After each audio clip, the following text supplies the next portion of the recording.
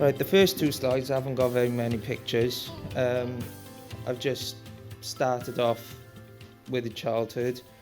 Um, I've set up the slides to go by age, so it's step by step, so you get to know how I've grown up and how basically my R20 has developed over the years. Well, 0 to 10, basically, as I started when I was 8, I was just regular kid. I'm not gonna lie, I was top of my class. I wasn't basically there was no sign of me having any kind of condition, any kind of whatever you want to call it. Everyone has different words for their own. Um, well, basically, when I was 8, my life was turned upside down, but after being diagnosed with epilepsy. In fact, 8 years old, I forget a lot of things, but I remember that day like it was just yesterday. Um, I won't say too much about that one, but basically, I was around the park with football and I started, for some reason, tugging my shirt and just being very absent. People were trying to talk to me, but I just wasn't answering. And I kept on tugging my shirt, and it happened all day until eventually my mother called the ambulance to take me away. Not take me away, wrong. Yeah, they wanted to do that for a long time, but but they didn't but take me to the hospital. Trust me, they wanted to take me away, but yeah, and it was when I was 8 years old, I was diagnosed with epilepsy. They were still having their concerns about why my seizures were going the way they were. They didn't really know much about why it was so different. And it wasn't until I was 9 that I was actually diagnosed with ring chromosome 20. And it was all just due to just a blood test. That was simply it. But then school became, as soon as I was diagnosed, everything changed. I was visiting multiple hospitals. I've been to Great Ormond Street. I've been to Oxford. I'm with the Heath Hospital in Cardiff. Cardiff boy through and through. But my education started to hinder then. I'll pass on to my teens. That's when it probably started to get the more worse. Um, I had a drug that didn't necessarily agree with me, and I started losing weight quite rapidly. What you see today is just a fragment of what I was back then. I I was very skinny. I had one drug that made me lose a lot of weight, and I was shaking quite a lot, and I got bullied really bad. Like I was called shaky boy, everything, just everything, held up against the wall by my throat. But it was continuous. It was just going on and going on. I didn't have very many friends in school, um, so it wasn't great. But I'm happy where I grew up. Positive news. Um, that was my prom, and I got the Reaching for the Stars award. Um, as you can see there, I was very quite skinny. Those photos show that basically since then I've put on a little bit too much weight. But yeah, I'm going on a diet now, and it's not the one I was on back then. Yeah. I was using I was using back then I was even using these full fat shakes, and I was taking them regularly. I had a dietitian. Um, they ended up basically saying to me that I had to fry all my food, basically. I know, loving it now. But yeah, I remember this one time. This was probably my lowest point. It's like I was upstairs, and I was one of those who's just basically my day was playing on my game all day, every day, basically. And there was this one time where my mother was downstairs and she was cooking food, and I was so hungry. I was really really hungry, and I could smell my mum's spag bol downstairs, and oh my god, yeah, well, bonjour. Actually, that's French, actually. Yeah. but um, but I went downstairs and I saw it. It looked absolutely fantastic. Oh my god, the garlic bread, oh, everything. But so I was like, oh yes, can't wait. Food is put on the table, and I go and sit down on the table, pick up the fork, put the fork in, and for some reason I just couldn't eat it. Just I just couldn't eat it. Just the thought of it and just going to eat it made me nearly physically sick. And I went upstairs and I basically went to bed starving. Oh, that's how I was that time when I went to bed basically starving. That's when I had a dietitian, and I remember my doctor saying once, I went to him, I said, how much weight do you think I need to put on? He was like, this much. Seriously, this much. I'm like, oh, okay. But eventually, as soon as I it said start frying things, I started eating. I was just like, everything's happy days. But, so it came along nicely in the end. Like I said, in my teens, I wasn't socializing, didn't have any friends. The seizures continued regularly, and they weren't great.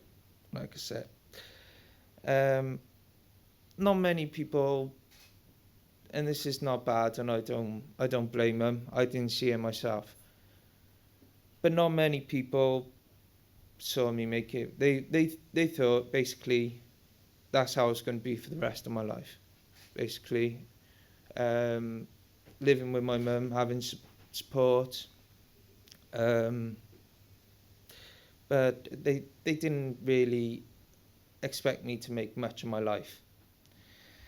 Um, Bullying continued, and it did increase. I'm not gonna lie.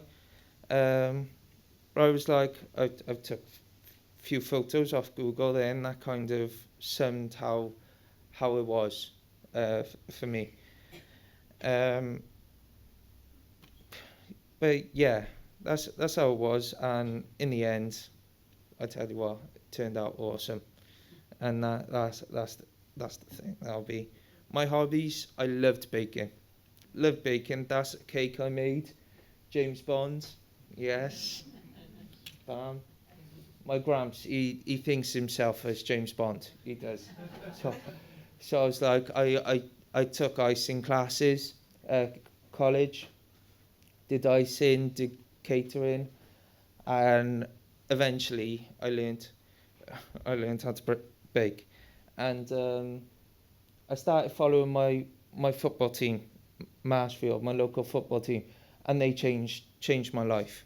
They did. They were absolutely fantastic, every single one of them, and they were my first taste of friends. Basically, they took me over to watch football, and they basically took me in as one of their own, and they were fantastic.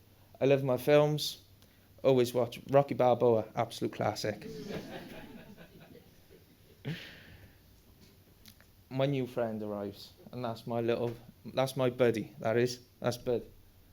Um, my little dog, and I see him every weekend.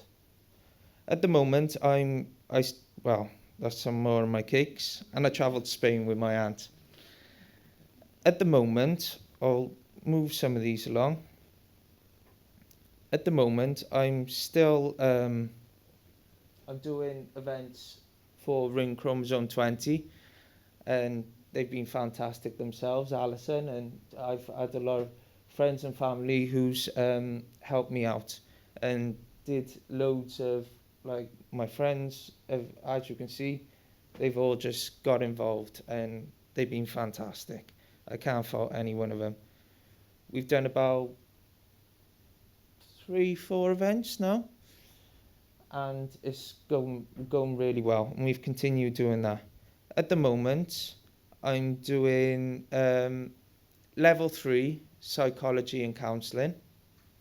I've just completed my 90 cred level 3 health and social care, and I'm planning, actually, as well as doing things for R20, I want to do my own organisation, which is going to be basically not just R20, it's going to be broad, the whole thing. So I'm living in supported living at the moment, but they say to me, they're like, oh, we don't even consider your time. You basically do all our work. You should be paid. You're more staff than you are than you are. I don't know, but I go to watch Wales rugby, Wales football. I went to the Euros, watched Wales play Portugal over when they were in the Euros. Obviously, I was a bad luck omen because, but I was like, oh, my mates were like, oh, they gone over to Belgium, and I was like, yes, and I was like, oh, it's the semi-finals, I gotta go, I have to go. So I was like, ran over to France, and it was awesome. Even I loved it, but I've got big plans for myself. I've volunteered for Mind as well. I volunteer in all different places. I've represented R20 in London, Cardiff, and now obviously Merseyside.